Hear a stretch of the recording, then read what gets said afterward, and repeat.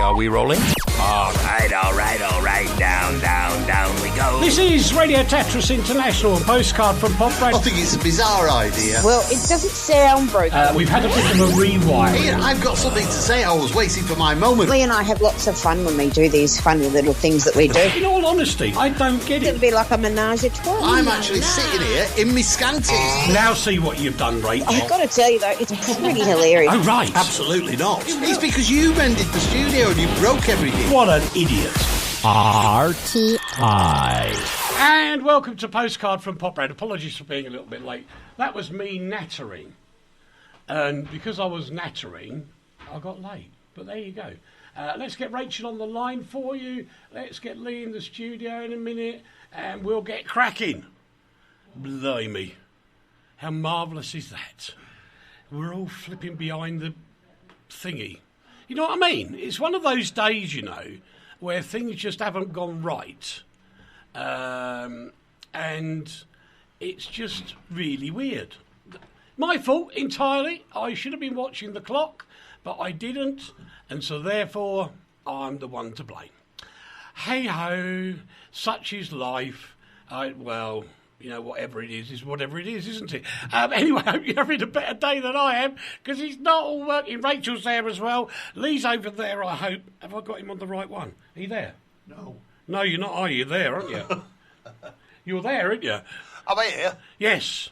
Yes. Oh, hurrah! We've got bits working again. Hurrah! Have we started late?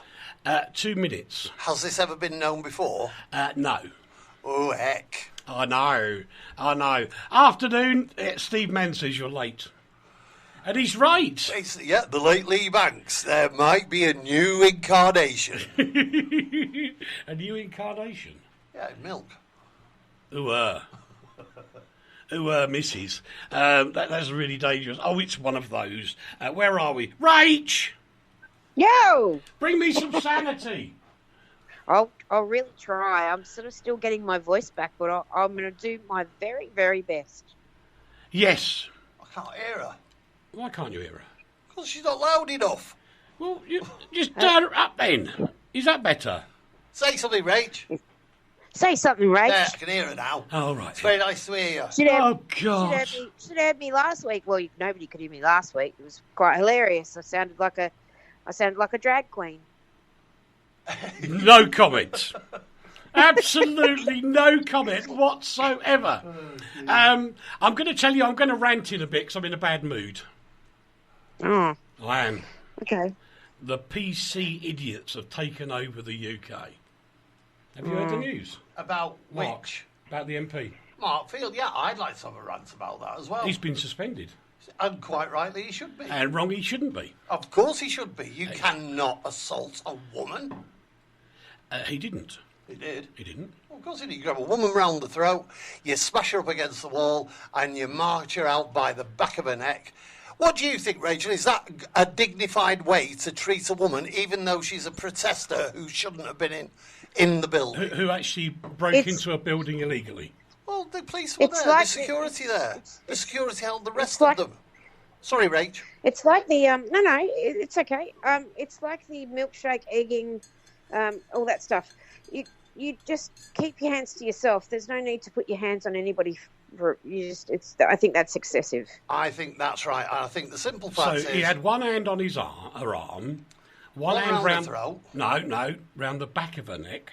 No, at the beginning he pushed her against the wall by her shoulder and her neck. So he took her out by the scruff of the neck. Listen. And he should have done.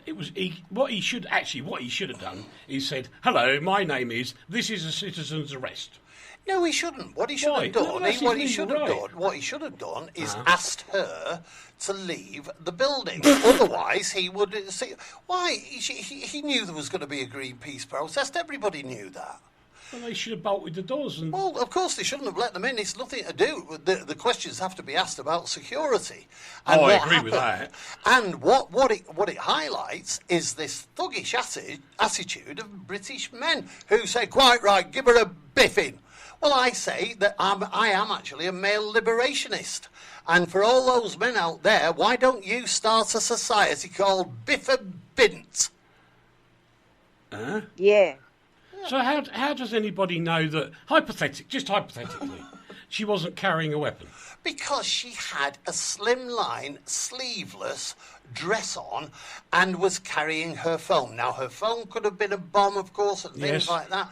But the general attitude, when you know it's Greenpeace, you know you're not going to get shot or bombed. So when, this is from Steve actually, so do you think John Prescott dealt with the protester in an acceptable way when he threw an egg at him and he punched him back? There is a total difference. No, that's what I just said. Sorry, Rach. That's exactly what I just said. You know, where do we draw a line? There's milkshakes being thrown, there's eggs being thrown, there's people being, physically hustled out. Where do we draw the line to what's assault? I mean, it's assault. It's exactly. Throwing an egg at somebody is an assault. John Prescott was assaulted and he punched the bloke who assaulted him. That's a totally different set of circumstances than a woman who's walking behind your chair. She isn't even approaching you. She's got nothing to do with you. There is security all around you. There are plenty of women sitting there who could have taken her on, but he didn't. He stood up like Mr. Macho and grabbed her and threw her or pushed her against the wall and frog marched her out with his hand on the back of her neck. That man's disgusting. I'm glad he did it. And always as if to make some sort of misogynistic point. And, the point was lost. We all think he's a thug. I can't hear you, Rach. Honest, I'm sorry. Oh, sorry. I'll try and talk a bit louder. How's that? I've got my phone right in my gob. There you go. Turn this fan off. Oh, your fan's on. It's going to be killing your ears, you nana. Oh, God. Oh, is that why you can't hear me? That's right. Yeah, go on, Rach. What I said, I was just punctuating Uncle Lee's point, and I said this was all to make a misogynistic point, and he's a thug. Yeah, I think he is. I agree with you. And, I've been accused on the internet this morning of being a squinny. What's a squinny?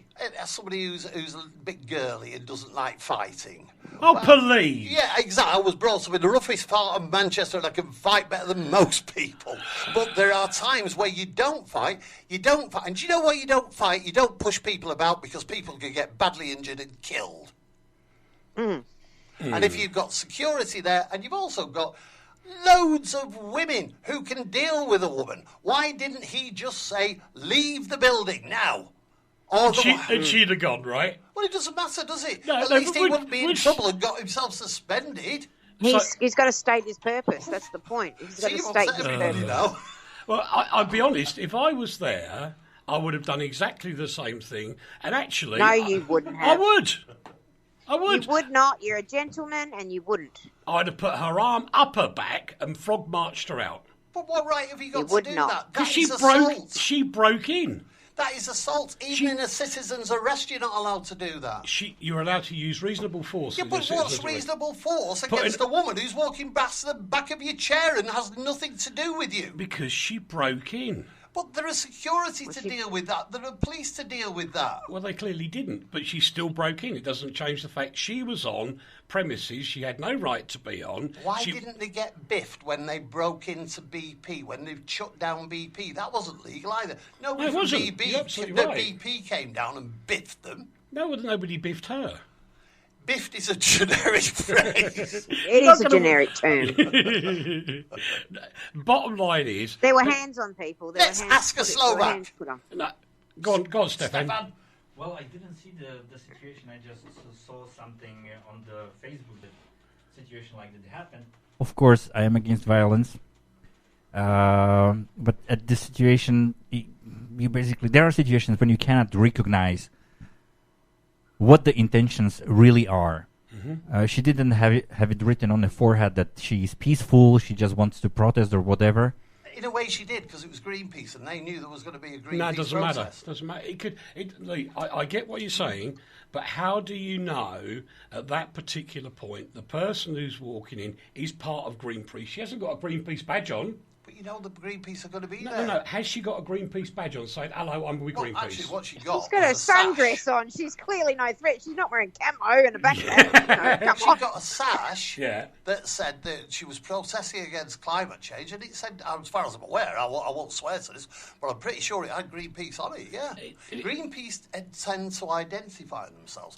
I have no truck with them since they refused to investigate the 200 vehicles inside a mountain. Oh, that's typical. But That is typical. But I do know that Greenpeace, its intentions are good, and that it tends to let people know what it's going to do, because that's what you've got to do within the law, and that they identify themselves. A man cannot physically assault a woman for being in the wrong place at the wrong time by design or by accident. So anybody's allowed to walk into any building whenever they want without any harassment whatsoever. Harassment's a different thing. Oh, so, all right. If somebody walks in this door now at the studio, irrelevant of what they and who they are, they're not invited. Yeah. So they're here illicitly. Yeah. Yeah. Would you throw them out?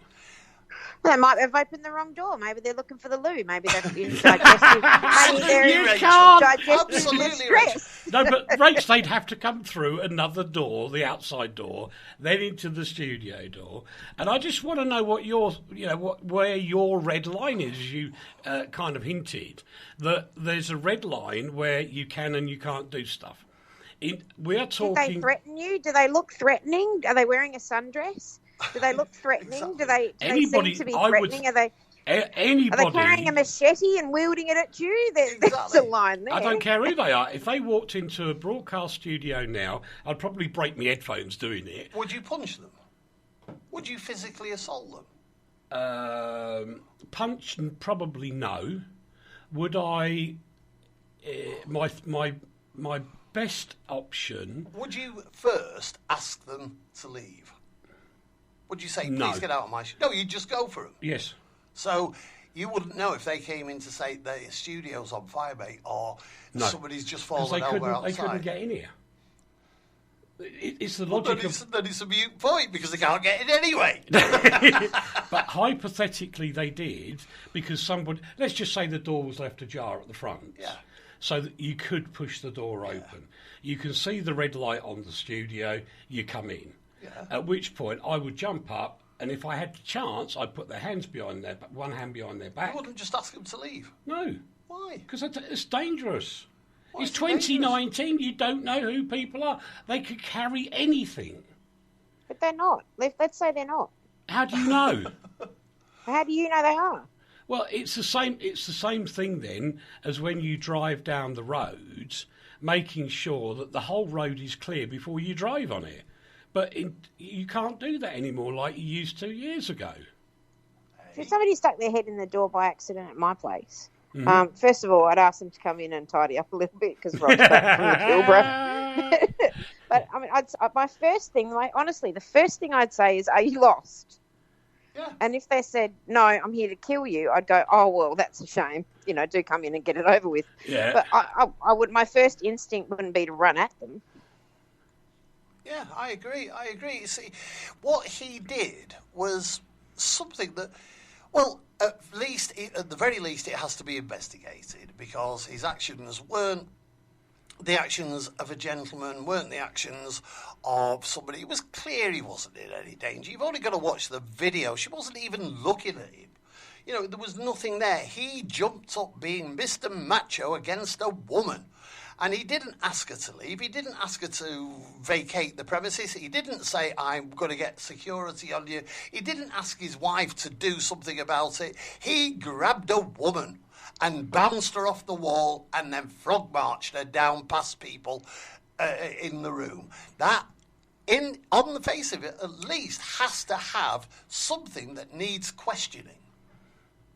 So what is the red line when somebody illegally walks into a If property? they've got a Kalashnikov. They've got a machete, a gun, some sort of violence is going to be some obvious violence is going to be perpetrated. Yeah. This person is aggressive and really wants to come in and do you harm. Yeah. But the woman who walked into Parliament and what's the word for the pie?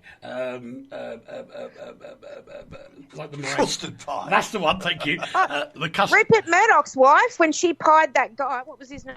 No, she didn't pie the guy. The guy tried to pie Rupert, Yeah. and she got up and lambasted him. She got and slapped at him. Yeah, She well, slapped at him. Assault. That's an assault. But That no. was Somebody that was somebody coming at him with intent to put hands on him and do something, and she intervened, and that's justifiable. That's but if different. somebody That's just a sticks their head in the totally door and different goes, ooh, hello, then and they don't mean you no harm, what's the point of getting up out of your chair, breaking your headphones, and causing Hang on, yourself a lot of pain? we've got a video person on now who's just commenting. It's our Dave. He's Mr. Good Video. Oh. Just watched the video, so this is very good report. She had already had an altercation with a guy at the back of the room and pushed past him forcibly. She looks like she had a phone in her hand. She did. A handbag over one arm and a thick wad of paper, and she was shouting. Well, if her phone was a Samsung, then that was no threat. What, burst into flames? We don't live in the Wild West where you shoot first and ask questions later. That is not the way our society is based. But he didn't go, he restrained her.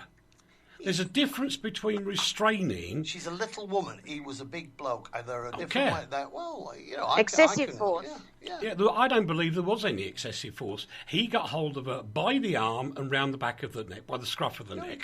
He bounced her off the wall by pushing her in the throat, as far as I'm concerned. If we take Dave's interpretation of the video as right, and I'm sure it is, then my interpretation of the video has to at least have the same validity as his until I'm proven wrong. And the only way I can prove myself wrong is by seeing it again.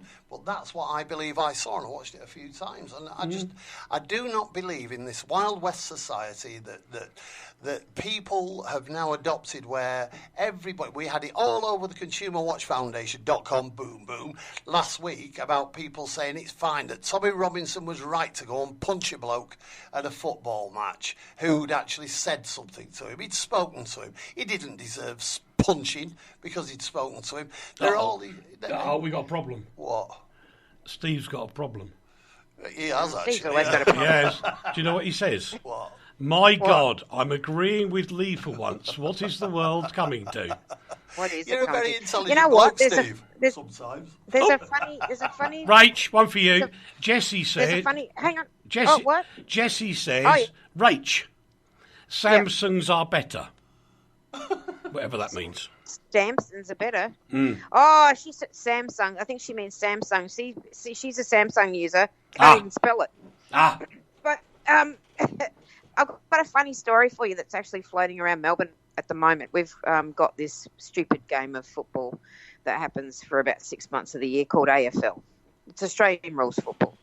And there's a lot of thuggery and fighting and carry on at the matches. So all the AFL have got together as an organisation and said, okay, we're going to put lots of security around. So it's gotten to the point now where the security is so intense, guys walking up and down the aisle, that people are too frightened to barrack for their team. And so that the AFL said, we might have overstepped there with the security. Maybe we should take our foot off the gas a little bit. But what happened on the weekend was we had a security guy somehow on the boundary, and there was a bit of slap and tickle going on between two players, which happens when you play football, this particular game, true. And the security guard jumped onto the ground to break it up. Like he was that primed, ready to break up a fight, that he jumped into the field and got inside the field of play. It was hilarious. So now everybody's saying nanny state, nanny state, nanny state, but there's a way of keeping law and order without ruining people's good time. Get that. Keith Rogers, who's on a bit later on doing his antidote to professional radio this afternoon on RTI. I worked for a short period for a company in a building under SAS advice. Here comes the shocker. And we were not allowed to search women's handbags. Yeah, I understand that. That's terrible. Yeah, it's a very quick story on that. But that really gets up my ooter because it should, because I am I try wherever possible. I don't think you can always do it, but I try to be equally minded with women to men all the time. But you can't have that when a woman walks in and the bloke goes, I can't look in her handbag. Why not? Well, first of all, very briefly, Andrea had a job where the company wanted to search her handbag, and all the women employees, when she left the building, when she came into the building. Now, I said to her, don't let them do it. And she said, why? I said, because, for one simple reason, if they suspect that you've stolen anything from the company, if they suspect you're bringing anything dangerous into the company, then let them get the police. This is not a place where pretend policemen can check your honesty or dishonesty without any recourse. If they suspect you're doing anything, get them to get the police. Well, you've just destroyed half the interweb now. You have, haven't you? Why? Well, because that's exactly what the interweb does. What? It's all pretend policemen telling us what to do. Thank you. I thank you. Exactly, I rest my case. It's absolutely... it beggars belief because, to start with, who on earth is brought up in such a way as to believe they have the right to walk into somebody else's building unchallenged? And I just find... Nobody should do that. Nobody, I agree. It's horrible. There is a difference between the challenge of accusing somebody with no reason at all of potentially committing a crime and not committing them to the police. There is It's the door. The door is my point. That's the red line. Red line is the door. But if you want to operate that, then everybody has a perfectly reasonable reason to say, I'm not coming in and get stuffed. Yeah, or employ somebody else. Or they should be absolutely ready when that door opens. Yeah, because my upbringing was, may I come in, please? My upbringing was even better than that because You weren't allowed out. You didn't have doors. I believe that just because you've got a front door, you don't have to answer it. Yes, that's true. Right. Well, we were taught not to answer it when we were little children. True. Because it'd be the debt man. Yeah, there was a time where there was a knock on the door and everybody went shh. Shh. I know. Pretend we're not here. We're not here. Okay, more from Dave. I don't think he does grab her around the throat. He pushed her against the wall by her arm and then grabs her shoulder. He only puts his hand around the back of her neck once he's marching her out of the room. Interesting that she does not cry out in pain. So does it look worse than it was? ? I would say, I accept what you say, Dave. I won't argue the point, except that the expression on her face wasn't one of think, oh, this is lovely, isn't this funny? She was looking a bit distraught by it all. And yes, she shouldn't have been there. She shouldn't have been broken in there. She shouldn't have done what she was doing. But that is the art of protest. And that's what people do in protest. And protesting is part of the fabric of society. And the part of our fabric of society is that you don't get some fat, middle-aged twerp grabbing a woman by the throat or the arm or the shoulder and pushing her out of the place where the place is filled with security. Like I say, this is not the Wild West. Well, I hope she gets arrested. I know. I can walk in a straight line without somebody grabbing the back of my neck. I hope she gets arrested for trespassing. Well, I really do. Should, and being a nuisance and all that stuff. But, yes, that's a different thing. I mean, you can walk in a straight line without somebody grabbing the back of your neck. Taking your point, I'm serious. Taking your point, and if I take that stance that he assaulted her, he did a wrong. Yeah. If he did a wrong, then she must be prosecuted for her wrongs. If she did a wrong, of course she did. She trespassed. It's a public place. It's not. It was actually. It's a public place. No, you don't have right of entry. Maybe you do. You don't have right of entry. You don't have right of entry to the Mansion House, particularly when you've told the police, as is your duty to do, and Greenpeace always do, that we are going to be protesting in this building on this event. So they don't have permission. Well, the police... The owners of the Mansion House, albeit they're custodians, not owners.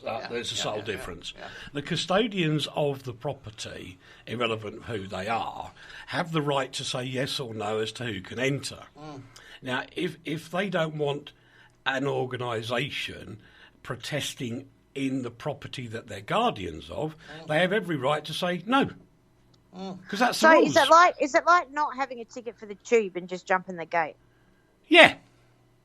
Yeah, it's exactly the same. Cool. Yeah, you're jumping in to see Lenny Kravitz in concert without a ticket. Right. But does that mean that the security guards can assault you? And he wasn't even a security guard. I don't know. No, I don't think so. I think they should yell thief, and like in the olden days, like the Keystone Cops. Oh, sorry, Keith has just chastised me for getting it wrong. What? Which From memory, I believe entering an area without permission can be classed as trespass, which he's agreeing with, which is a civil, not a criminal offence. That's right. You're right. You're right, Keith. Yeah, I was wrong. I stand corrected. But there's nothing wrong with her being done for whatever she did, whether it was a civil matter or a criminal matter. It doesn't matter. She should get done. But the fact that she's committed an act which might be illegal doesn't mean that some big, fat, stupid bloke can get up and assault her. So two wrongs, I agree, don't make a right. Yeah. So That's therefore, right. they've both got to be treated equally at this point, is what you're saying. There's a difference in that one is criminal, one isn't. So you can't treat them equally. So you can't. So she just gets nothing, and he gets a big slap on the wrist. He should lose Well, he his gets job. nothing either, probably. Well, he's been suspended. That doesn't mean he's lost his job. That'll He's been do. Suspended. Well, he's been suspended for now because he actually turned himself into the parliamentary committee, standards committee. Because he realised he'd done something that was wrong. Well, maybe he was doing it to be smart and get in there first. But what I'm That doesn't defend it. No. I know it doesn't defend it. No, you're quite right. But where I'm coming from,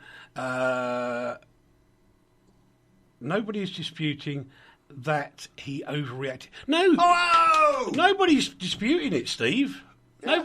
Nobody's saying it. But what you're saying, he had a right to do it. He had a right to take the person out of the place where she wasn't allowed to be. Why, when you've employed other people to do that for you? See, actually, also, bear in mind... How many times have you had to write for somebody as a journalist because they didn't do their job properly? What does that mean?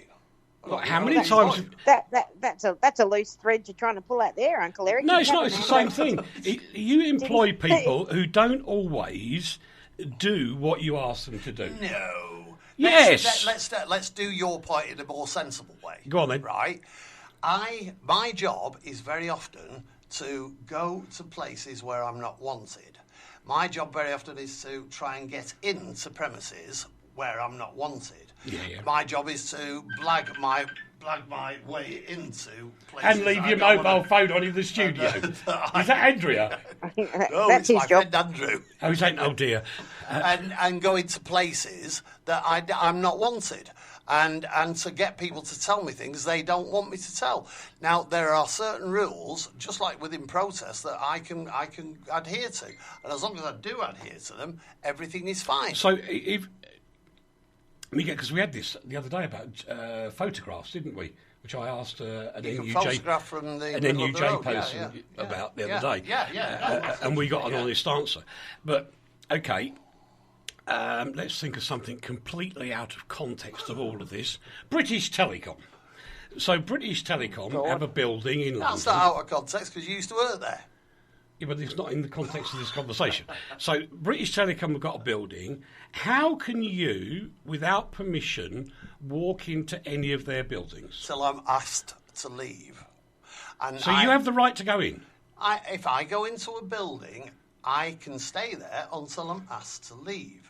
But you have the right to go in? The law is very simple. It's not a right to go in, but if I have the chutzpah to go in, because there is it depends on the reason that I've gone in. If I want to go in because I want to mictulate up the wall or something. No. If I go in there because there is a reason, like a journalistic reason to investigate something, I can go into that building until the point I am asked to leave. And the law states very simply that I have to be asked to leave 3 times. If I don't leave on the 3rd occasion, then I can be arrested or forcibly ejected. So we have to find out now how many times the security people asked her to leave. Because we know there was one, just the one for now. So if she was asked 3 times to leave, then this bloke could be off the hook. No, because he shouldn't. Well, Beetlejuice will come back. What, darling?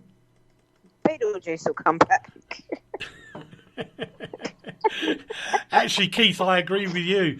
In these days, Parliament and standards in the same sentence leaves a lot to be desired. I totally agree with you. I so agree with you. I don't think we're ever going to get to the conclusion of this one. I'm not disputing Lee's stance at all. That's his view, and thank God he can have that view in the world we live in. And also, thank God I can have my view in the world we live in. How that pans That's out, true. How that pans out over the course of time. I'm having a flashback now. Oh God, I am. I'm so hot. All You're just tired. You turned off the fan. Yeah, it's because you turned. Because I couldn't hear Rachel. Well, that's true. I'm trying to think when somebody came into a property once, and I'm trying to avoid any names here, and started to shout his mouth off a bit. Mm-hmm. At the time, I was doing some work in a kitchen with one of those big gemmy things, that you pull bricks out and open boxes with. It's about 3 foot long, aren't they? They're huge things, really heavy. Depends if you've got a little one or a big one. So, anyway, he then marches into the kitchen to say something.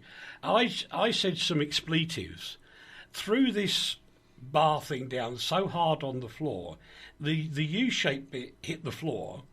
Because of that, it bounced upwards and impaled itself in the ceiling. He took one look at this metal bar hanging out the ceiling and ran. Yeah.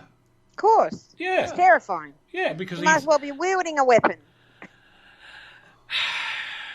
But in today's world, I'd have probably got done for that. Yeah, of course you would. Yeah. And possibly, you see, did you use it in a threatening manner against him? Don't care. Yes, but it's just you frustration. Don't care, but the rest of society. But he wasn't allowed to come into that building. There is. No, let's. If you want to go down that route, if the door is unlocked, then you have not a right for entry, but you can enter that building. It's a simple fact. It's like a lot of. It's called access. Yeah, urban explorers get into buildings without breaking the law because there is access to that building. Now, if the door is locked, then you commit an act of breaking an entry. That is a totally difference. So we've got today's top tip. Lock your doors. Lock everything. Lock your doors. Lock everything and have a security on everything. Then these numpty-wumpty protesters can never get in. Why can't people protest? They can. They can protest. I'm one of the biggest bloody protesters. Sorry, bad word. Protesters going. You said a swear. I did. You did. I did. That's your job. Okay. And people should have the right to challenge everything. I mean, on behalf of expats across Europe, I'm currently challenging something, had a reply, and I went, "You can't be serious." Now he's gone back to have another look for me, see if we can fix something, which also includes you as it goes. And I have the right to protest. I didn't go and walk into this bloke's office and say, "Oi, you fix this." I wrote him a letter. Funny that. I wrote him a letter. That's not protesting. That's right. It was. The art of protest is something that was granted to the working man back centuries ago. Oh, yeah, absolutely, in London. To be able to withdraw his labour, to protest make his protest against outside a building. We've then opened up the boundaries. There are laws where, like I say, if the doors were open, they could go in there. It's a different thing. The whole of this fact is, do we live in a Wild West society where we shoot first and then ask questions? And does that allow us then to manhandle women? Right, so question here. When you enter a building, do you announce yourself as a journalist or do you pretend to be someone else? A journalist will very rarely pretend to be someone. There are occasions when you will go undercover. Yeah, there are certain times when you do go undercover. We are a legitimate investigative body. We're the second largest investigative body, legitimately, with a mandate to do so, and we will use any kind of method that we have to get to the truth of a matter. And yet, on occasions, we will go in undercover. Slight subterfuge. And you can find a proof of that on Consumer Watch Foundation. You certainly can. But we will not announce ourselves as we go in a building. No, there's no reason to. We will announce ourselves immediately we are approached. Or when you go to reception or something. Yeah, well, it's immediately you come up against the barrier, you say who you are, you say why you're there, and then it's so up you to them. You wouldn't actually go straight past reception to a lift, for example? I have done that, yeah. But if reception tried to say, excuse me, where you're going, then you would stop legitimately because that was your first approach. That's the first time you've been approached, and explain who you are. You might then pretend not to have heard them after you've explained who you are, get in the lift and go. But you're a naughty bunny, aren't you? Here's a prime example. I did this. I have no shame over this. There was a businessman who'd been doing something wrong. He'd been ripping people off for all sorts of reasons. He was in his office. I went into the office with the photographer. We saw him in the office. His secretary said he's not in. We could see him in the office. So I jumped across the counter. So did the photographer. We went in, and the phrase was, "You are in," not this word, a word that means the same but only has 4 letters, "You're in trouble, mate." Mm-hmm. And that is legitimate. If somebody is damaging other people, that is our job to stop them ripping people off. Ripping people off is a crime. Do you know, I'm such a cynic and also a hypocrite in this, because I do what you say. Yeah. And on the other hand, I don't agree with it. But why? You see, you close doors. You allow people to get away with things, and my job is to stop people getting away with things. If somebody's done something wrong and it has damaged other people, then they deserve exposing for it. So you just report them to the police instead? Well, then, yeah, but the police very often... You see, what also happens is that journalists deliver their findings to the police. Yes. And that is because we are a legitimate investigative body. If, like the majority of the world doesn't want any kind of journalism other than their kind of journalism, you're quite right. Get rid of us all. I don't care. I'll just go back to writing books. And I'll make a good living. But if you want a fair and open society where there is a fourth estate which will look after your safety, your security, will investigate your politicians, will investigate your business people, will investigate criminals, will expose iniquity, will expose corruption, and will stick their necks on the line to do it, then defend the press. Don't attack it. Here. It's gone terribly quiet around the world. I'm going to cut through the main part of our news this week because we've... that was really interesting. It was a good, interesting debate, actually, because this is really important. This is relatively breaking news from early this morning. France. France? No. The earthquake in France? No. Or a load of cities I don't know much more about it, but a load of cities have been shaken. I'm not sure if there's any damage by a 4.9 earthquake. You'd have to be very close to the epicentre of a 4 something magnitude quake. So, in France, I don't know. Yeah. But with some of the older buildings, if you're very close to the epicentre, you might have had some structural damage, that was just breaking news. More breaking news. Detectives investigating claims of historical child sex grooming have today arrested 44 people. This was 4 women complaining of being abused from 1995 to 2005. And this is dead in the middle of Leeds area, Bradford, Leeds and Kirklees and other areas of the country. And you said on several occasions that you were told by, shall we say, senior members of the places you worked to leave these sort of things alone. We, very briefly, like I say, because we are running out of time, but I was lucky enough or unlucky enough to investigate the satanic abuse of children in Cleveland, in Rochdale, in all sorts of parts of the 50s. I started doing that in the early 80s and continued up until a few years ago. And it's actually started up again. We hunted down Jimmy Savile, we hunted down Stuart Hall, and we hunted down Cyril Smith. At every step of the way on these investigations, our investigations were stopped. And it took the press 30 years to expose these people.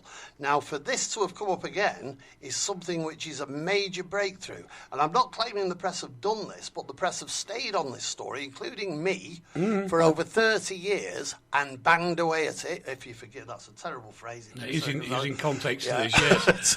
But kept on about it until people are being exposed for what they've done. The Catholic Church has suffered in exactly the same way. They're being exposed for what they've done, and that is down to the media, not down to the police, and not down to... Once the Rottweiler's teeth are in, they don't let go. Nope, They absolutely not. Well, actually, they do let go if they feel that there's ultimately... the bad is outweighed by the good. There are times when that happens. Or you smell a beer. Yeah, or you smell a beer. But in the true sense of the word, and I'm just thinking of some of the things we've exposed on here. For example, a tyre company sponsoring a pornographic site, and they claim not to know. Do you remember? Yeah. And they humbly apologise because we wouldn't let go. We wouldn't let go until we got them to say, look, we've stopped it. And between Lee and I, they did. And this was not, the sort of, dare I say, acceptable pornography. This was the really bad stuff. It was horrific. The guy said, we didn't know. And I said, well, you must check on what your agency tells you. And we wouldn't let go until the guy had actually written back saying, we've cancelled everything. And they did. Yeah, that's right. And that's our job. Yeah. The sad thing is, and this isn't being rude to all the keyboard warriors and all the citizen journalists in this world, you don't have the power, you don't have the people to go to, it's the resources, isn't it? Yeah, you don't have the resources to do what we do. And the reason we have it is because we're professionals, we're trained. See, you forget, I'm trained in law, I'm trained in local government, I'm trained in all sorts of things that the man on the street isn't. That's why I'm relatively well paid for what I do. And it's also why I've managed to stay alive in that job for many decades. I want to remember. Yeah, that's saying something. Yeah. There's not many that last that long, that's for sure. It's a terrible thing happening up there in that part of the north of England, and we do actually wish the police all the best. We're getting to the bottom of it.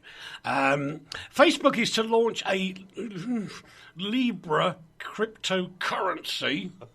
He says through gritted teeth in 2020, don't go there. That's all I can say to people. Don't use it. Don't. I'm leaving it up for Rachel because I'm not shut up for half an hour. Well, don't. Just don't. I agree. Don't. Yeah. It's like all these Bitcoin things. Don't. All right. I've got to have a little bit of a say. Go on then. If you think about it, what we have is a consumer society, yeah? And the consumer society is based on money. Now, money is bits of paper, right, based on the fact that somewhere somebody has the gold that the bits of paper represent. But the problem is with a consumer society is that consumer society actually only consumes itself. Yeah. And ultimately, it will consume itself into non-existence. Therefore, it is always worth looking at some other way for the basis of a fiscally based society. Look at different ways. Don't condemn them just because it's not pounds, shillings and pence or whatever that is in modern terms. Who's hadn't said that as well now? No, but I'm back to the point I had many years ago where I nearly got into trouble at LBC. Oh, nearly said no, they're not. They're lovely people. When I nearly got into trouble at LBC because back then it was when eBay started its original currency.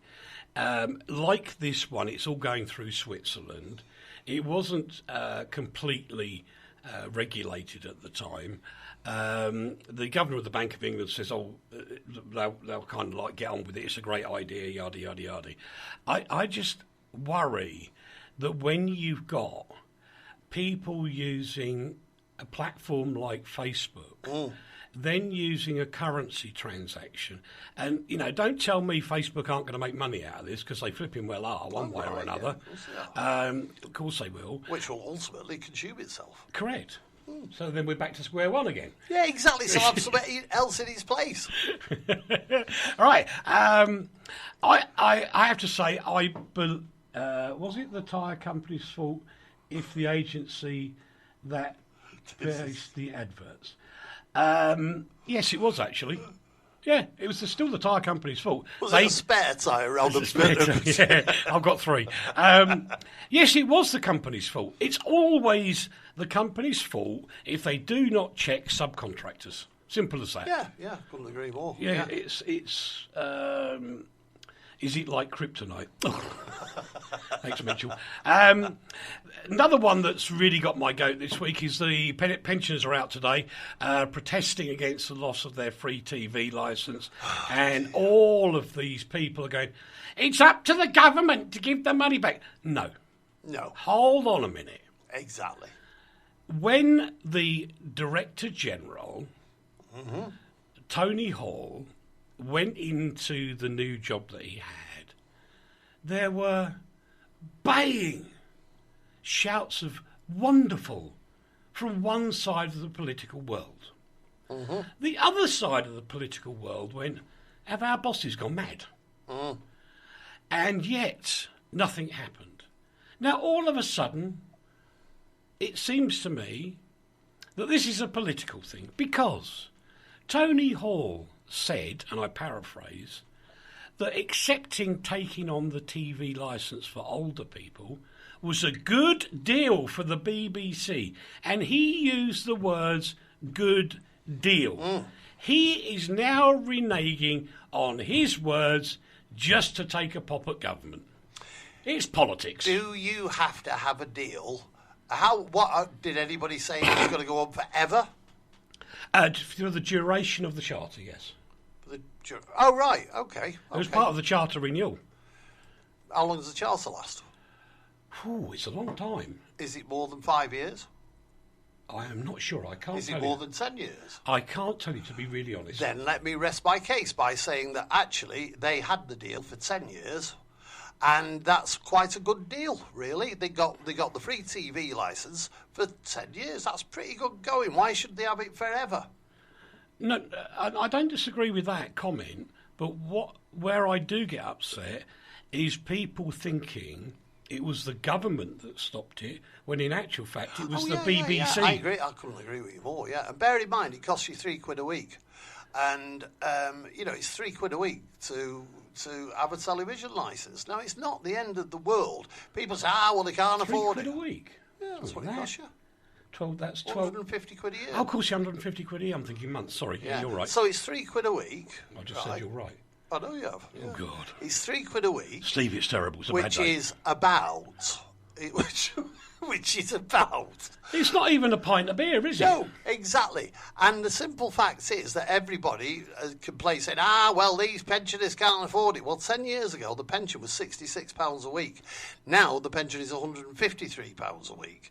So that is a lot of difference in the money. And there's all the benefits you get when you're on the basic pension. People say you don't. Most people have got private pensions now, or they've got properties and stuff like that. It makes a difference. No pensioner is actually... I cannot find any pensioner who is living on the basic pension. And even if they were, they would still... if they were, they'd have 150 quid a week left. No, they would get an allowance, and if they are getting the extra allowance as a pensioner, they would still get a free TV licence. Thank you very much. There we go. I'm going to have to move on to a couple of subjects very quickly. We've got to mention Franco Zeffirelli, haven't we? No. I want to move on to Victoria and Australia. Voluntary euthanasia, apparently, which is unusual for Australia, is now legal, Rach. Yes, it's actually really big news this week. Here in Victoria, it's the state I live in, it's now legal to ask for drugs from a doctor to basically kill you if you are sick. So there's really strict criteria. You have to be over 18, you have to be a citizen, so people won't be able to come from other countries. You can't come from another state. You have to have lived in Victoria for 12 months. And you have to have some sort of illness that leaves you reasonably competent to ask for the treatment, but we'll probably kill you within 6 months. So what happens is a nice doctor and, well, a couple of doctors have to sign off, and then a specialist pharmacist will issue you the medicine in a locked box. But there's a time between the doctor signing off and you being able to get the drugs. It's 10 days.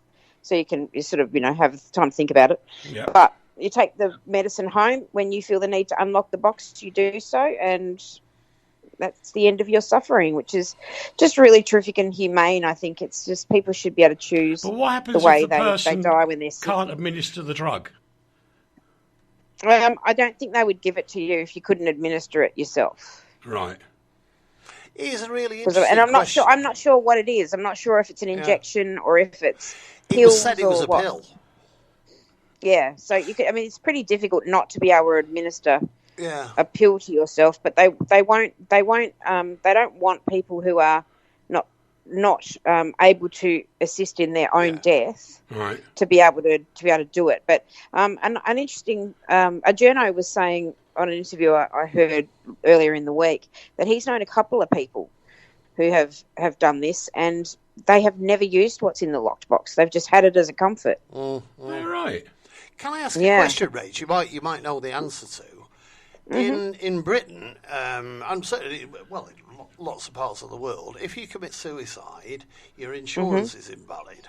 And Yes. and in Britain, you actually you can't be buried within a church in basic. That's true, yeah. So how does this affect that, or have they not taken that into consideration? They've had part of the legislation has dealt with how insurance should be handled. Of course, it's up to their provider to decide what they want to do. But if somebody has been known to have an illness and it's proven that they have an illness and this is a legal way to end their suffering, then in the eyes of the law, it says that they haven't died in any way unnaturally and with any suspicious circumstances. Like suicide or homicide or whatever. Yeah, interesting. Yeah, it's such a can of worms, isn't it? Well, do you know this is a strange thing that in Britain the penalty for suicide was actually death. I know, that was so crazy. That's madness. Yeah, So, does that mean to say if you attempt it? Do you know how stupid it is, Rach? It's like the ultimate end game for an old age pensioner who doesn't have doesn't pay the TV license, refuses to pay. They get sent to prison for like 7 days. They then go in. They've got somebody to cook for them, somebody to clean for them, and they watch the telly for free. Marvellous. Yeah. I mean, Brilliant. You just can't make it up. It is so bizarre how things sort of join up at the end of the day. We move on to some unseen 9/11 photos been bought, and this is one of Lee's stories. And every time this story happens, my skin crawls. Why?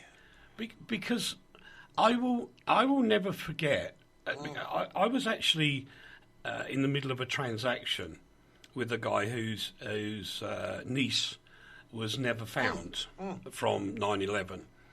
And as 9/11 broke, I phoned Steve, I would just use his first name, and said, have you any news? And he said, no, Rick. He said, I don't want to talk business right now. I'm going to try and get to the Twin Towers somehow or other to try and help out. And then maybe 30 minutes later, because there were kids in the school that had to be taken out where my Caroline was. They were from American families. So the kids were taken out of school just to make it easier for them. And when Caroline came home, she came running outside, because I had an office out in the back garden at that point. And she said, through the door, she said, Daddy, please tell me there's not going to be a Third World War.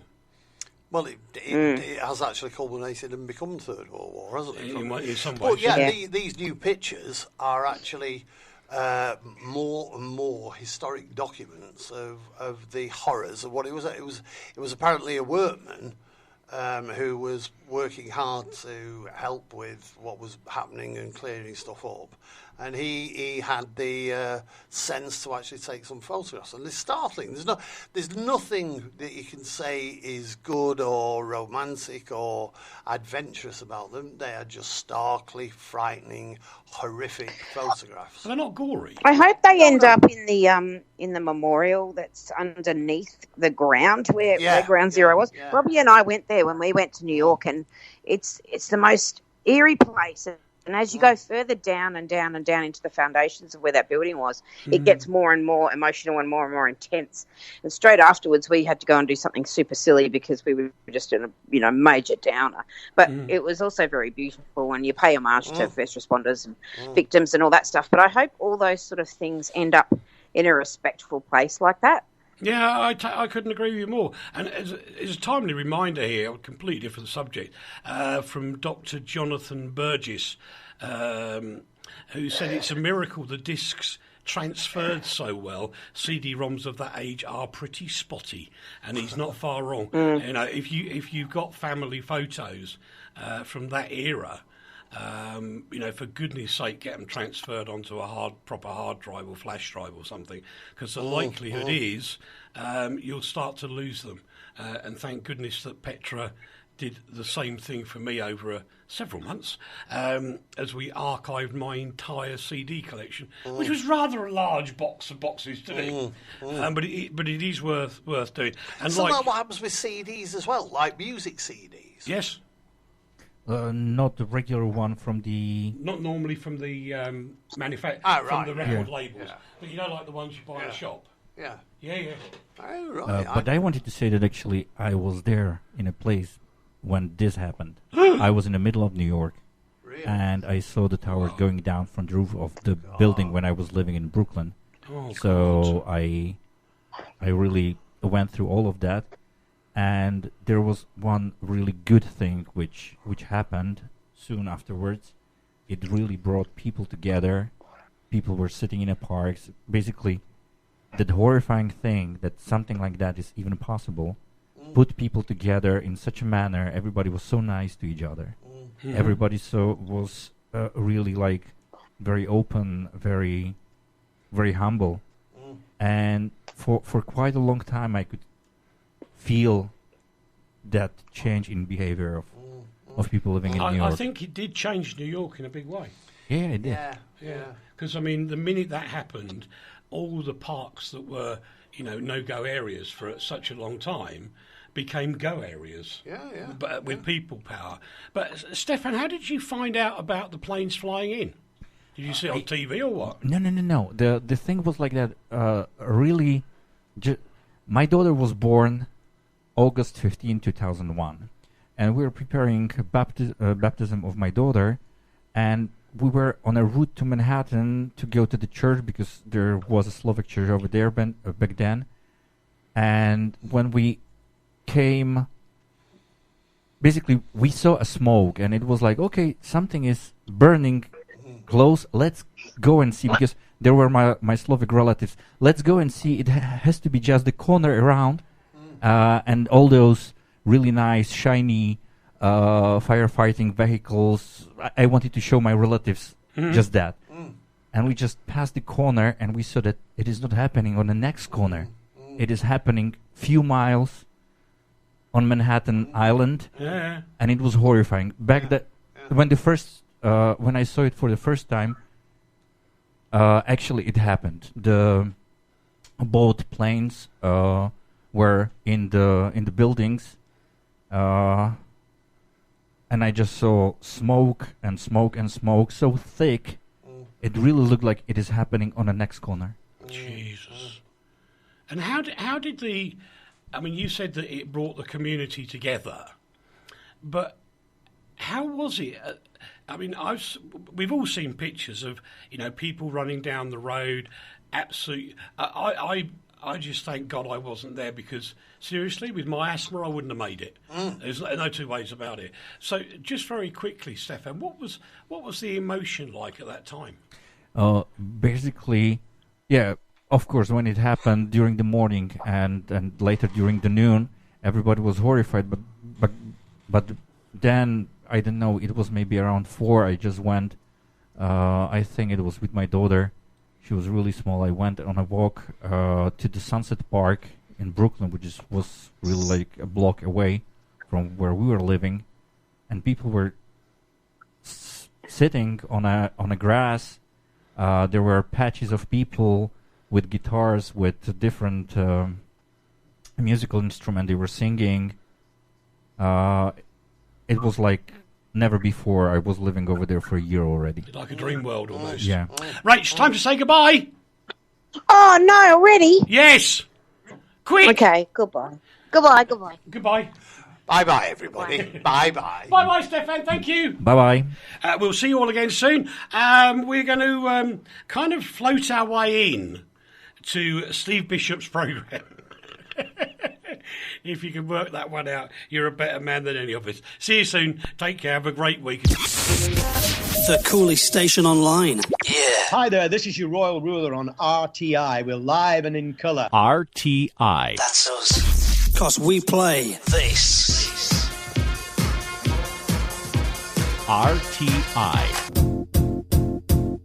It might seem crazy what I'm about to say. You're never more than a minute away from the music on RTI. That's the station. Hey, RTI.